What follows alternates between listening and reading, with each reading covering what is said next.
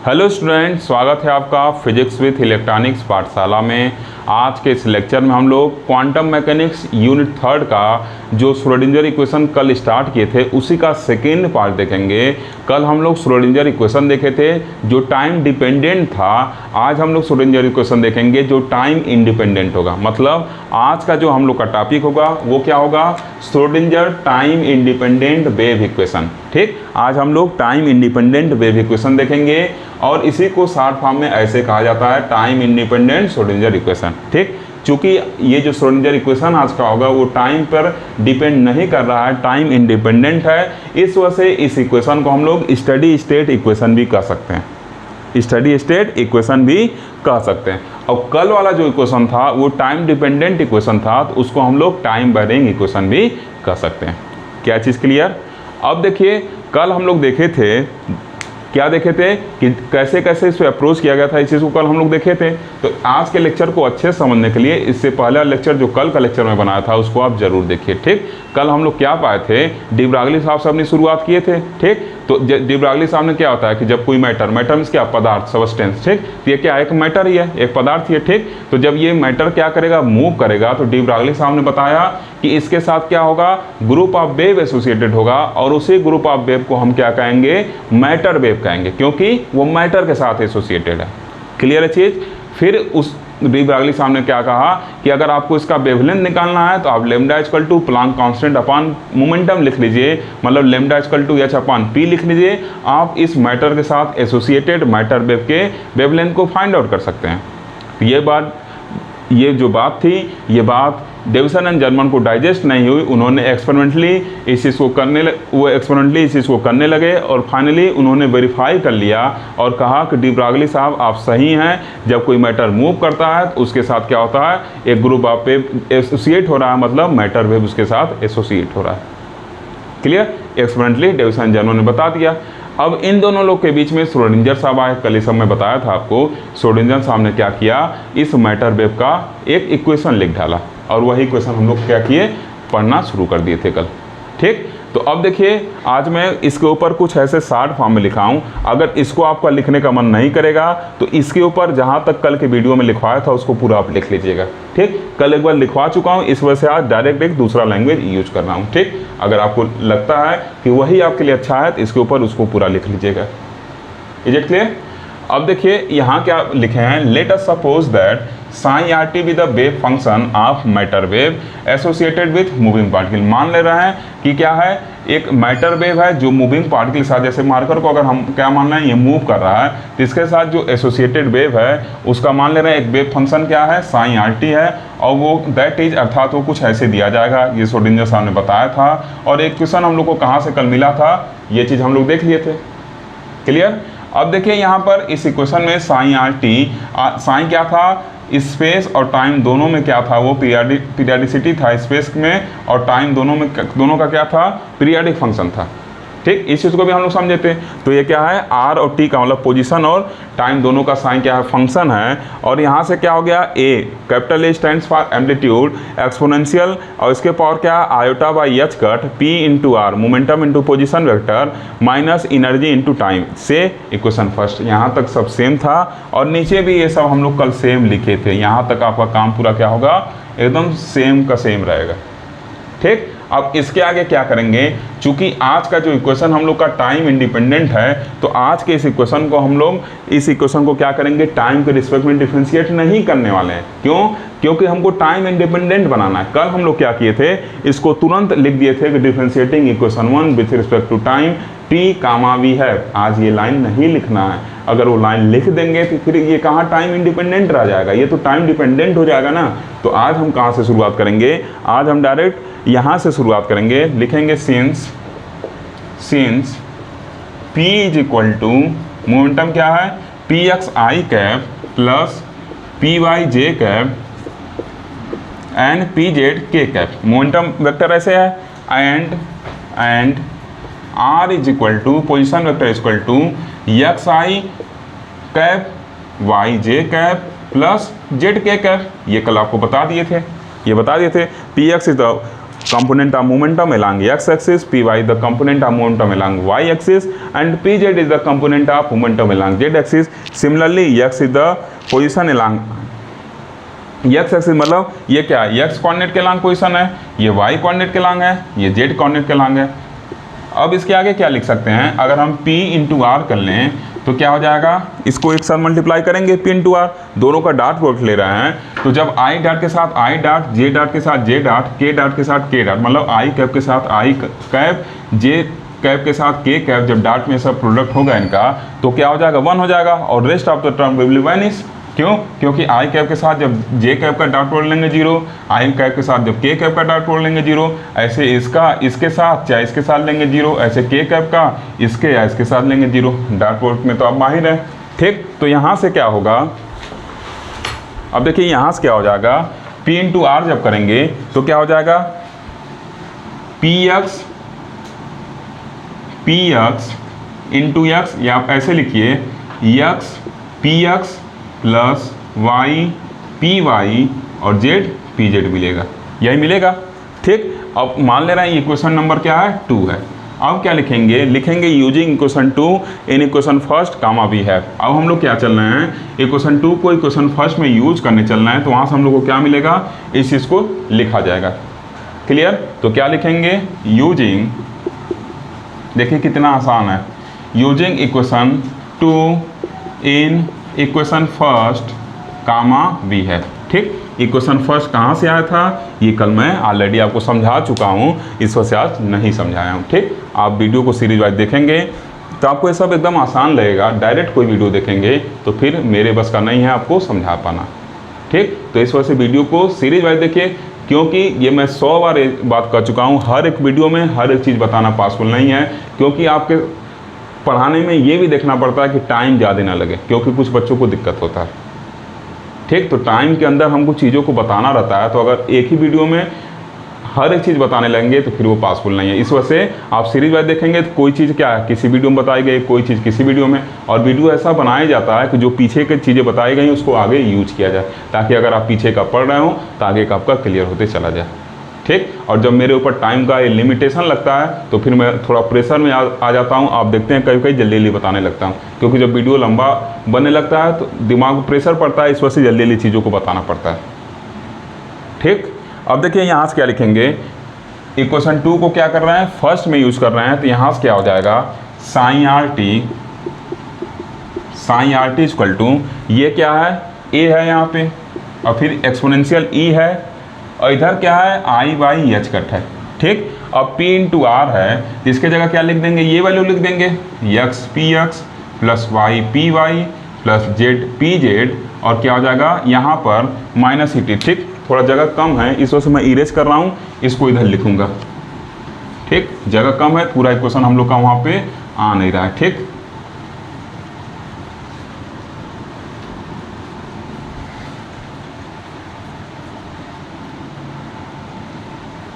देखिए क्या इक्वेशन बनेगा, इसके नीचे जो लिखना है मैं यहाँ लिख रहा हूँ, ठीक। क्या हो जाएगा, psi r t is equal to A exponential, इसके पावर क्या है, आई अपान एच कट, ये आई अपान क्या है, एच कट है, ठीक। और ब्रैकेट में फिर यहाँ क्या लिखेंगे, P डॉट आर का वैल्यू क्या निकला इक्वेशन 2 में, जो निकला उसी को यूज करना है यहाँ पे, तो x p x plus y p y plus z p z, और माइनस एनर्जी इनटू टाइम बचा हुआ है, ठीक। अब ये क्या हो गया, एक नया इक्वेशन बन गया, इसको हम लोग कर दिए इक्वेशन नंबर 3, इसको क्या कर दिए, इक्वेशन नंबर 3 कर दिए, ठीक। बाकी जगह बना लूँ पहले, तो फिर हम लोग शुरू करेंगे।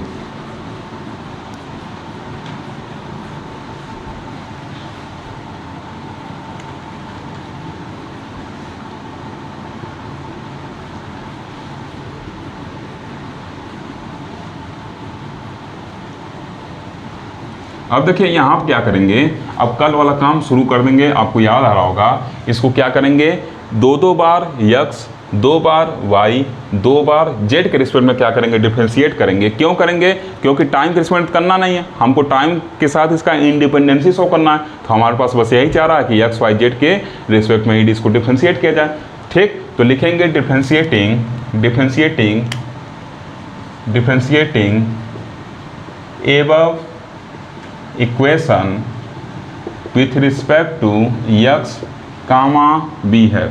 अब यक्स के रिस्पेक्ट में इसको डिफ्रेंशिएट करने चल रहे हैं, तो क्या बचेगा साइन आर टी, और यहाँ क्या हो जाएगा ए ई के पावर आयोटा, ए कांस्टेंट है तो वैसे ही रहेगा, ई के power iota h cut x p x plus y p y z p z और ई टी। ठीक, ऐसे ही लिख दे रहा हूँ, वेक्टर नहीं लगाया यहाँ पे, मतलब इसके ऊपर एरो नहीं लगाया। ठीक, अब देखिए यहाँ क्या हो जाएगा, e के पावर ax का क्या होता है, e के पावर ax होता है, और फिर ax को डिफरेंशिएट करते हैं, तो ये e के पावर ax था, इसको डिफरेंशिएट कर लिया हम लोग। ठीक, और फिर क्या करेंगे, इसको जब डिफरेंशिएट करेंगे x के रिस्पेक्ट में इसकी पावर को, तो क्या हो जाएगा, ये सब वैल्यू जीरो हो जाएगा, बस x का x के रिस्पेक्ट में 1 होगा, मतलब i अपान एच कट, और यहाँ पे क्या मिलेगा px मिलेगा, यही वैल्यू मिलेगा, i upon h cut into px मिलेगा, and the rest of term will be zero.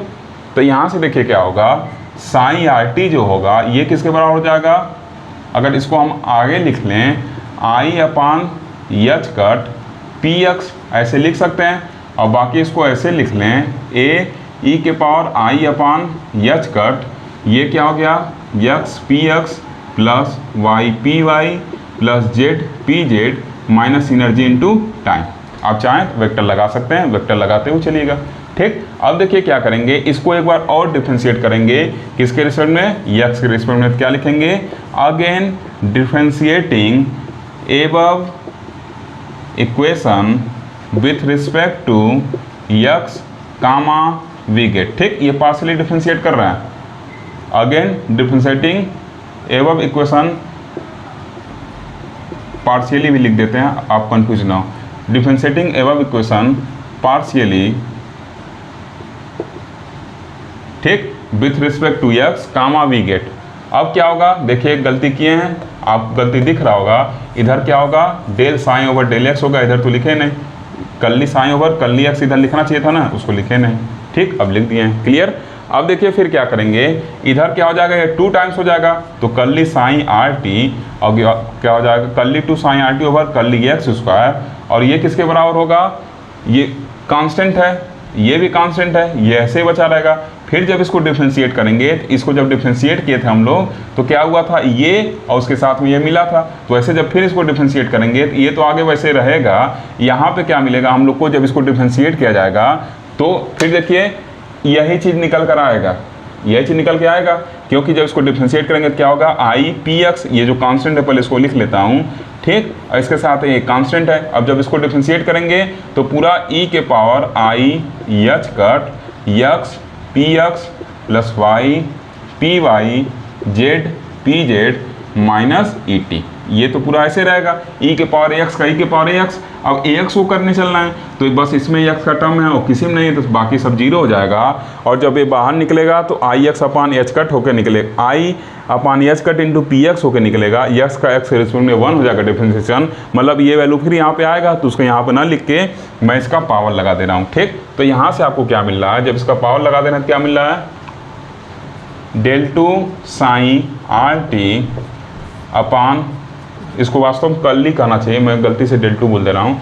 ठीक, इक्वल टू क्या हो जाएगा, ये जब इसको आगे फिर लिखेंगे तो क्या हो जाएगा, I P x upon h cut का होल स्क्वायर, और ये पूरा वैल्यू जो देखिए क्या है, अगर आप देख रहे होंगे इक्वेशन नंबर 3 तो पूरा वही है, इक्वेशन नंबर 3 देखिए पूरा क्या है वही मिल रहा है, तो इसका नाम क्या लिख सकते हैं यहाँ पे, साइन आर टी लिख सकते हैं इसके जगह पे, साइन आर टी कैसे लिखें बता देंगे, बाय यूजिंग इक्वेशन 3। ठीक, इक्वेशन 3 को यूज़ करके हम ये लिख रहे हैं। ठीक, और इसको हम लोग मान ले रहे हैं कि इक्वेशन नंबर 4 है, ये क्या हो जा रहा है, इक्वेशन नंबर 4 हो जा रहा है। अब देखिए सिमिलरली हम y के लिए भी लिख सकते हैं, z के लिए भी लिख सकते हैं, जहाँ जहाँ पे x है बस वहाँ आप y कर देंगे तो y के लिए हो जाएगा। ठीक, उसको डिफरेंशिएट करने की जरूरत नहीं है, सिमिलरली करके लिखते हैं। ठीक, तो जहाँ जहाँ पे ये सब रहेगा वहाँ आप क्या हो जाएगा, y हो जाएगा x की जगह पे, तो उसको डायरेक्ट लिख लिया जाता है। ठीक, अब क्या लिखेंगे आगे, सिमिलरली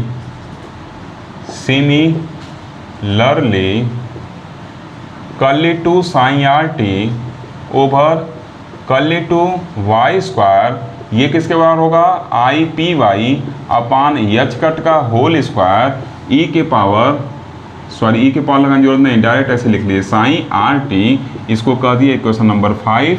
और इसी तरीके से and curly two x r t divided by curly, ये देखिए कर्ली वाई टू स्क्वायर रहेगा ना, कर्ली जेड स्क्वायर, बहुत गलती हो रहा है, curly z square is equal to ये क्या हो जाएगा आई पी जेड, और ये क्या हो गया एच कट, इसका स्क्वायर कर लिए और ये क्या हो गया साइन आर टी हो गया। ठीक, इक्वेशन नंबर 6 हो गया। ठीक, अब नेक्स्ट सेशन के अंदर हम लोग क्या करेंगे, तीनों इक्वेशन को आपस में ऐड करेंगे। जो काम हम लोग कल किए थे वो काम आज भी कर रहे हैं। ठीक, लेकिन टाइम वाला हम लोग डिफरेंशिएशन नहीं कर रहे हैं क्योंकि हमको इसको टाइम इंडिपेंडेंट बनाना है। बाकी जो कुछ भी है एकदम कल का चल रहा है। ठीक, अब इसके आगे क्या करना है उसको देखेंगे नेक्स्ट सेशन के अंदर। ओके स्टूडेंट, लास्ट सेशन में हम लोग इक्वेशन 4, 5 और 6 तीन इक्वेशन बनाए थे। उन तीनों इक्वेशन को क्या करेंगे, अब आपस में ऐड करने चल रहे हैं। तो जब इक्वेशन को ऐड किया जाएगा तो कैसे ऐड होता है, लेफ्ट हैंड साइड में ऐड होगा, राइट हैंड साइड में ऐड होगा। तो क्या लिखे हैं, स्टेटमेंट क्या दे दिए हैं, स्टेटमेंट दिए हैं adding equation 4, 5 and 6 comma we है। सबके लेफ्ट हैंड साइड को लेफ्ट हैंड साइड में ऐड कर दिए और सबके राइट हैंड साइड को राइट हैंड साइड में ऐड कर दिए। ठीक, इक्वेशन लास्ट सेशन मिला था, बोर्ड छोटा है इसमें ही इरेज कर दिया हूँ उसको। ठीक, अब देखिए हर एक इक्वेशन के राइट हैंड साइड में इस फंक्शन के साथ ये सटा हुआ था, ये चिपका हुआ था सबके साथ, तो उसको कॉमन लेके बाहर कर दिया हूँ। इज इट क्लियर, यहाँ तो कोई डाउट नहीं। ये जो काम हम लोग कल भी किए थे। अब देखिए यहाँ से साइन आर टी को बाहर कर लिए हैं, ब्रैकेट में ये बच गया। यहाँ से आई बाई एच कट हर एक टर्म में है तो उसको बाहर ले लिए हैं, तो आई बाई एच कट का स्क्वायर यहाँ पे आ गया। और जब इसमें से इसको बाहर निकाल दिए तो क्या बचा, p x square p y square plus p z square बचा, और ये क्या हो गया साइन आर टी हो गया। ठीक, अब इसके जगह हम लोग एक ऑपरेटर लिख रहे हैं del two square. This is the Laplacian operator. बता दिए हैं कि भैया ये जो वैल्यू है इसका जगह हम लोग डेल टू स्क्वायर पुट किए हैं जिसका नाम क्या है, लाप्लासियन ऑपरेटर है। ठीक, और इस वैल्यू की जगह हम लोग पी स्क्वायर पुट किए हैं क्योंकि अगर पी का वैल्यू क्या है, p x i cap plus p y j cap plus p z k cap है। ठीक, तो अगर दो बार हम इसका डॉट प्रोडक्ट कर दें तो क्या हो जाएगा, पी स्क्वायर लिख सकते हैं इसको ना। तो यहाँ से क्या हो जाएगा, यहाँ से हम क्या लिख देंगे इसको, p x square plus p y square plus p z square. ठीक, इसके जगह क्या किए, ये पी स्क्वायर लिख दिए। Is it clear. अब देखिए यहाँ पे तब ये इक्वेशन कैसा हो जाएगा, अब इक्वेशन कुछ ऐसा हो गया, आई स्क्वायर का वैल्यू -1 होता है तो -1 आ गया, अब पी स्क्वायर और एच कट का स्क्वायर आ गया। ठीक, अब यहाँ से जो पी स्क्वायर का वैल्यू है ये क्या हो जाएगा, कुछ ऐसा निकल जाएगा, minus h cut square del two psi r t हो गया। ठीक, इसको इक्वेशन नंबर 7 हम लोग कर दिए। ठीक, अगर आप कल का वीडियो देखे होंगे सब कुछ सेम वही चल रहा है, क्योंकि मेरा फंडा होता है कि अगर एक टॉपिक दूसरे से रिलेटेड है तो ऐसा बताया जाए कि एक टॉपिक आप पढ़ें तो दूसरा आपका अपने आप तैयार हो जाए। देखिए सब कुछ सेम कल का टॉपिक चल रहा है। ठीक, तो अब इक्वेशन 7 के आगे क्या करना है इसको देखेंगे नेक्स्ट सेशन के अंदर। ओके स्टूडेंट, अब देखिए जो कल टर्निंग पॉइंट था जो बताया थे वही टर्निंग पॉइंट आज फिर यूज कर रहे हैं। ठीक, आज कल हम पहले क्या लिए थे, फ्री पार्टिकल लिए थे, आज पहले हम ऐसा पार्टिकल ले रहे हैं जिस पर एक्सटर्नल फोर्स लग रहा है, मतलब पार्टिकल फ्री नहीं है उसका केस ले रहे हैं। ठीक, तो अब देखिए क्या लिखे हैं, let us consider the moving particle is under some external force, then the total energy will be the sum of kinetic and potential energy. अगर पार्टिकल पर कोई एक एक्सटर्नल फोर्स लग रहा है इसका मतलब क्या होगा, जो टोटल एनर्जी होगा क्या होगा, काइनेटिक एनर्जी और पोटेंशियल एनर्जी का सम होगा। अगर यही पार्टिकल फ्री रहता, मतलब इसके ऊपर जो लगने वाला नेट एक्सटर्नल फोर्स है वो 0 रहता तो क्या होता, पोटेंशियल एनर्जी 0 रहता, तो जो इसका एनर्जी है वो काइनेटिक एनर्जी के बराबर होता total energy. Is it clear. तो अब देखिए यहाँ से क्या लिखे, that is total energy is equal to T plus V. T is what, T stands for kinetic energy and V stands for potential energy. तो अब देखिए T equal to p square by 2m होता है, कल इसको हम लोग देखे थे, और प्लस भी। अब क्या करेंगे, सेम काम जो कल किए थे देखिए एकदम सेम वही कर रहे हैं, ताकि आप एक वीडियो पढ़ें तो आपका 2 टॉपिक तैयार हो। ठीक, इसलिए मैं घुमाए फिराने में ज़्यादा एकदम डायरेक्ट टू द पॉइंट उसी पे चल रहा हूँ। Multiplying both side by psi r t in above equation comma we get, दोनों साइड को साई आर टी से मल्टीप्लाई करते रहें, तो इधर भी साई आर टी, इधर भी साई आर टी, इधर भी साई आर टी। ऐसा इस वजह से किए कि जैसे इसको साई आर टी से मल्टीप्लाई करेंगे तो इक्वेशन नंबर 7 तैयार है यहाँ पर आने के लिए, ये तैयार हो बैठा है इस फॉर्म में। अगर यहाँ कर दिए तो P square sine r T का वैल्यू यहाँ एकदम तैयार करके रखे हुए हैं, इसको क्या कर लेंगे, उसमें यूज कर लेंगे। तो लिखे हैं using equation 7 in above using equation 7 in above equation comma we get. तो हम लोग को क्या मिल गया, एक ऐसा इक्वेशन मिल गया। ठीक, अब इसको आगे क्या करेंगे, थोड़ा सा मैनिपुलेट कर लेंगे और फिर क्या करेंगे, जो हम लोग का रिजल्ट आएगा उसको लिख लेंगे। ठीक, नेक्स्ट सेशन के अंदर। देखिए कितना आसान है, अगर कल का वीडियो देखे होंगे तो आज का एकदम ईजी लग रहा होगा आपको। ठीक, और ईजी बनाया भी हूँ, एकदम हूबहू वही लिखवा रहा हूँ ताकि एक पढ़ें दोनों कर ले जाएं। ओके स्टूडेंट, अब देखिए यहाँ तक लास्ट सेशन में हम लोग पाए थे, लास्ट सेशन में हम लोग को यहाँ तक मिला था। अब इसके आगे हम लोग इसको मैनिपुलेट कर सकते हैं, इधर हेर फेर कर सकते हैं इसमें। तो क्या किए, इसको इधर लिख चले आए, ऐसे लिख दिए। देखिए क्या किए हैं, जो ये वाला वैल्यू है इसको इधर लेफ्ट हैंड साइड में लिखे हैं और बाकी इसको इधर लेके आए। दोनों इक्वल है, चाहे इसको इधर लिखे चाहे इसको इधर लिखे, कोई फर्क नहीं पड़ने वाला, और इसको ऐसे लिख दिए हैं। ये क्लियर है। अब देखिए फिर क्या किए हैं, ई माइनस भी लिख के साइन आर टी बाहर लिख दिए हैं। अब फिर इसके साथ जो एसोसिएटेड वैल्यू था, मतलब इसका जो कोफिशिएंट था, उसको क्या किए हैं, यहाँ पर भेज दिए हैं। तो जब भेजेंगे तो क्या होगा, माइनस साइन इधर आ जाएगा। ठीक, और फिर 2m नीचे था तो ऊपर चला जाएगा, एच कट स्क्वायर ऊपर था तो नीचे उतर जाएगा। ठीक, अब ऐसा हो गया। अब माइनस था तो इसको फिर बुला लिया गया कि आ जाओ तुम लेफ्ट हैंड साइड, तो यहाँ क्या हो गया, प्लस हो गया। इस तरीके से हमको एक इक्वेशन मिल गया। या इसी को अगर हम ये लाप्लासियन ऑपरेटर को खोल दें, ओपन कर दें, तो क्या हो जाएगा, del 2 over del x square, या ऐसे कर सकते हैं curly 2 over curly x square plus curly 2 over curly y square plus curly 2 over curly z square. तो सबके साथ साइन आर टी को अलग अलग चिपका के ऐसे लिख दिए। ठीक, मैं साइन लिखा हूँ, आपको मन करेगा तो आर टी भी लगा लीजिएगा, ये भी सही है, चाहे साइन लिखिए चाहे साइन आर टी लिख लिए। ठीक, हर एक वीडियो में हर एक फॉर्मेट दिखाता हूँ ताकि आप अगर कई तरीके का बुक पढ़ते हो तो कन्फ्यूजन हो, क्योंकि हर एक बुक में अलग अलग दिखेगा। तो मैं कई तरीके के बुक का फॉर्मेट आपके सामने ला देता हूँ ताकि आप कन्फ्यूज ना हो। ठीक, देखिए यहाँ साइन आर टी लिखा था, यहाँ गैप कर दिया। ठीक, ताकि अगर किसी बुक में आप साइन पाएँ तो कन्फ्यूज ना हो कि आर टी कहाँ गया। इस वजह से मैं अपने वीडियो में सब कुछ क्लियर कर देता हूँ ताकि आप कंफ्यूज ना हो। अब देखिए चाहे इस इक्वेशन को चाहे इस इक्वेशन को आप क्या कहेंगे, दोनों सेम इक्वेशन है, तो क्या कहेंगे इसको, श्रोडिंगर टाइम इंडिपेंडेंट इक्वेशन, क्योंकि इसमें साइन कहीं टाइम पे डिपेंड नहीं कर रहा है। और ये इक्वेशन टाइम इंडिपेंडेंट और टाइम डिपेंडेंट इक्वेशन आपको याद भी रहना चाहिए। ठीक, लिखिए क्या लिखेंगे, the above equation is known as time independent Schrödinger equation in 3 dimension because in this equation wave function psi is independent of time.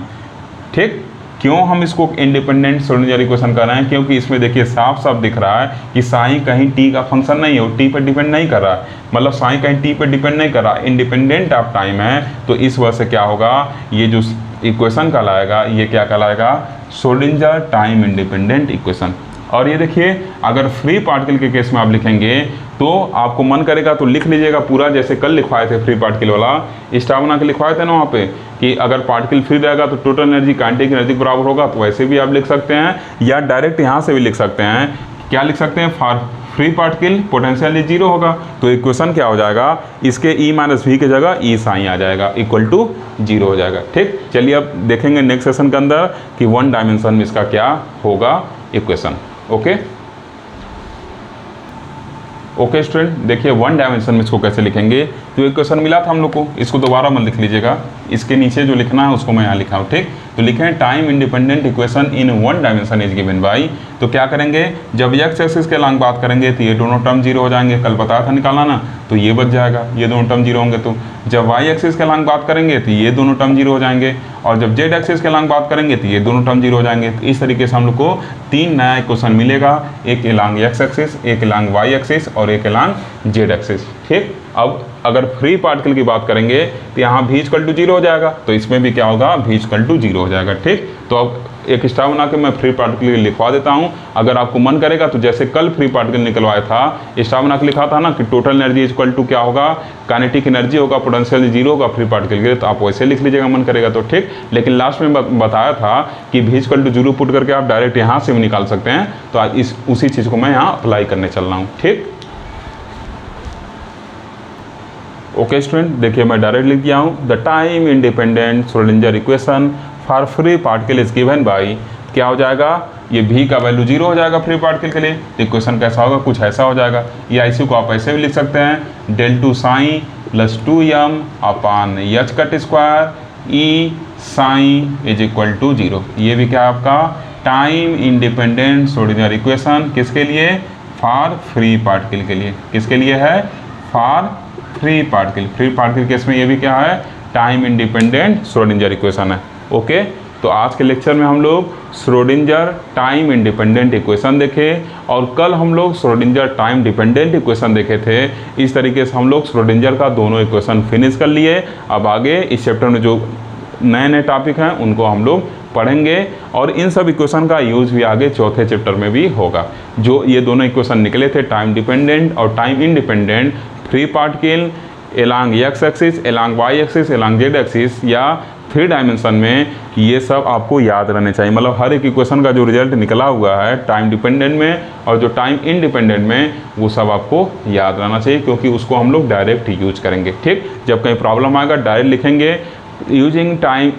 जैसे कहीं प्रॉब्लम मान लिया सॉल्व करना है, उसको डायरेक्ट लिखेंगे from time independent Schrödinger equation we know that. ठीक, तो वहाँ आपको जानकारी रहना चाहिए वो इक्वेशन लिखने के लिए। ओके, तो आज के लेक्चर में बस इतना ही। अगर आपको लेक्चर अच्छा लगा हो तो ज़रूर लाइक करिए, शेयर करिए तथा अपना वैल्यूबल फीडबैक भी देते रहिए और ऐसे ही एनर्जेटिक वीडियो पाने के लिए। Thank you for watching.